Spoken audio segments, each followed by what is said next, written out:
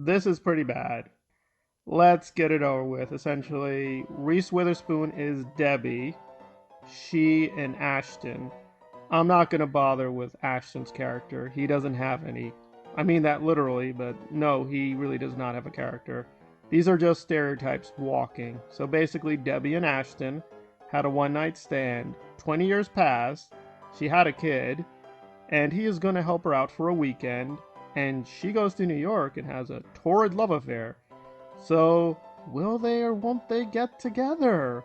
Will Ashton find his inner Ashton and ask her out? Will she not be super nervous? And no one should care. This thing is a complete waste of time. It's a very, very weak script. Very, very weak direction. There's really not much occurring here.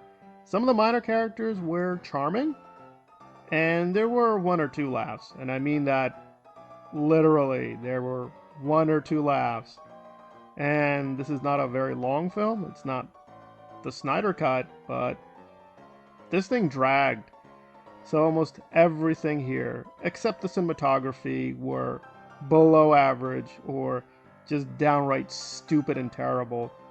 But the director kept the camera stabilized, and they try to do this little trick, which I will not ruin. It's kind of given away in the trailer, but they do this trick a lot. And I mean a lot. And after a while, I was like, please stop doing that. That is not helping. So I don't hate rom-coms. I'm actually open to this whole idea. I actually like a few of them a lot, like You've Got Mail. So it can be done very, very well. However, this does not do it well at all. At all. I didn't feel any romance. I wasn't laughing too much. It just felt very, very grueling punishment. Did not like this film. I didn't like watching it. I didn't like watching these people.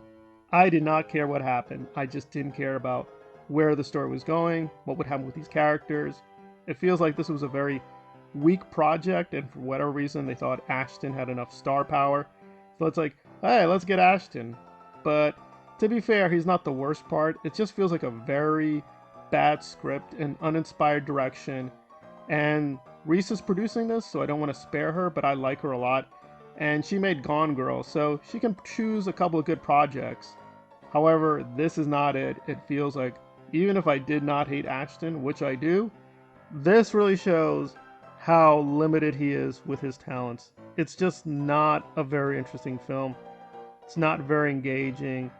I really, really did not enjoy watching this at all.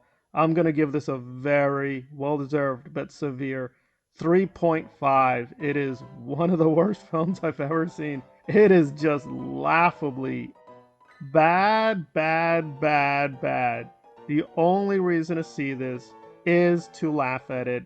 Not in a good way. You won't be laughing with them. You will be laughing at them. I feel sorry for Reese. Support her. Support some of the other people in the cast. But really, this writer-director really needs to rethink her style. Maybe have a style before you start directing. It was so disappointing on almost all levels. Do not see this film. And if you want to see it, please do not see it officially on Netflix.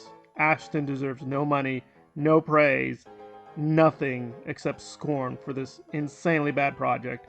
But I would have to say the script and direction, as well as him, are a triple threat of insane stupidity and nonsense.